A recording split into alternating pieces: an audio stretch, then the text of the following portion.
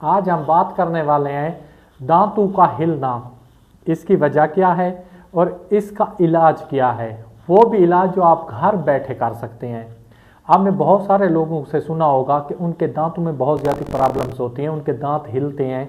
जब वो खुराक खाते हैं, खाना खाते हैं, जो भी थोड़ी सी चीज़ सख्त खाते हैं तो उनके दांतों से खून आना शुरू हो जाता है और इसके साथ साथ दर्द शुरू हो जाता है।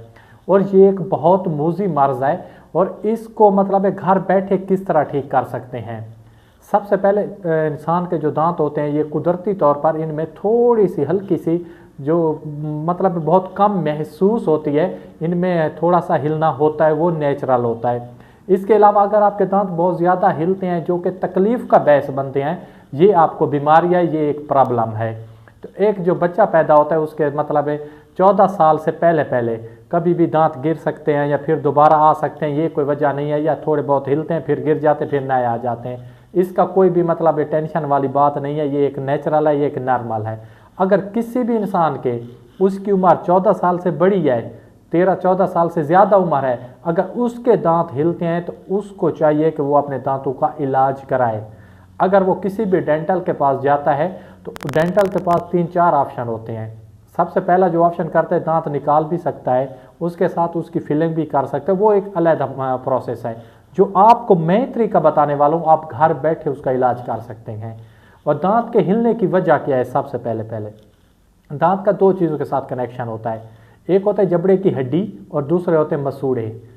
मसूड़ों में एक खास किस्म का गम होता है जो कि हमारे दांतों को मतलब है काबू में रखता है, कंट्रोल रखता है। अगर किसी भी इंसान के मसूड़े ख़राब होंगे तो उनके ऑटोमेटिक उसके दांत हिलना शुरू हो जाएंगे, उसमें दर्द होगा, उसमें खून आएगा और जब भी वो कोई चीज़ खाएगा, खुराक खाएगा, थोड़ी सी सख्त चीज़ खाएगा तो उसको तकलीफ़ होगी।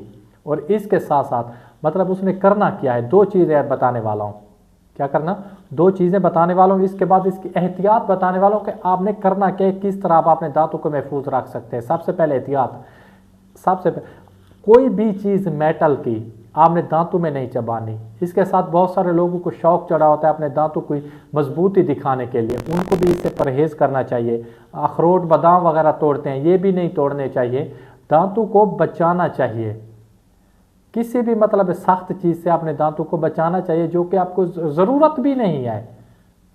जिस चीज़ की आपको ज़रूरत भी नहीं है, अगर वो चीज़ आप कर रहे हैं तो वो आपको नहीं करनी चाहिए। और इसके साथ साथ ये तो हो गई हिफाजत। करना क्या है? कोकोनट ऑयल, नारियल का तेल, और इसके साथ आपने लेनी है हल्दी।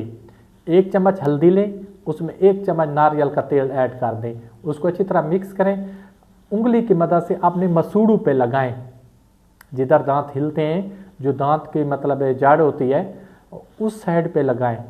और 10 से 15 मिनट के बाद फिर उसको नीम गर्म पानी के साथ कुलियाँ करें, ताकि जो भी चीज़ है उसका कलर जो है अपने के दांतों पर ना आए। और दूसरी चीज़, क्योंकि हमारे मुंह में जो बैक्टीरिया होते हैं कोकोनट ऑयल की वजह से वो चिपक जाते हैं ऑयल के साथ, जैसे ही आप नीम गर्म पानी के साथ उसकी कुली करेंगे तो वो भी बाहर आ जाएंगे।